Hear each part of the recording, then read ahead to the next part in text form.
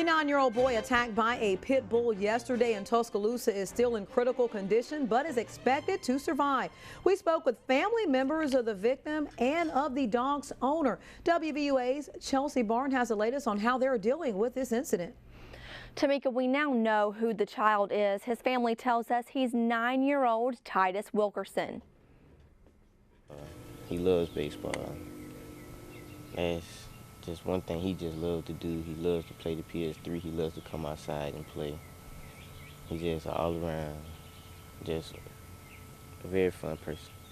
Dolly Scott's grandson is the dog's owner. He and his pet were living with her at the time of the attack. She drove up to her home just as the attack was happening.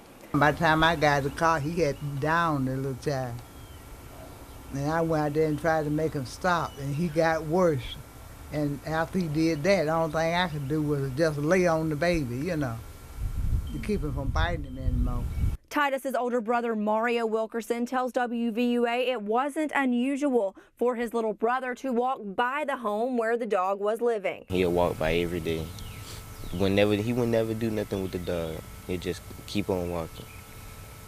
And according to Wilkerson, this is not the first time the dog has attacked. It had bit my other little brother right under me.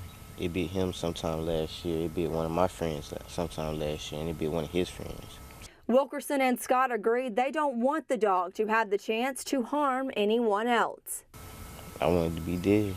I've been wanting to be dead. I don't want it back. And like I told that man yesterday, and he talking about, well, I can't get him until the owner comes, you know, to release him. I told him, you can get him, I'm going to kill him. Scott says she's devastated this happened to Titus and has a message for him and his family. I wouldn't do a bit more for my grandchildren that's here than I would for y'all, because honest to God, I would do anything for them that I could. Now, Captain Gary Hood with Tuscaloosa Metro Homicide confirmed with us this afternoon the dog has been euthanized to be tested for rabies. In 2003, the Tuscaloosa County Commission did adopt the Alabama state law regarding dogs running at large.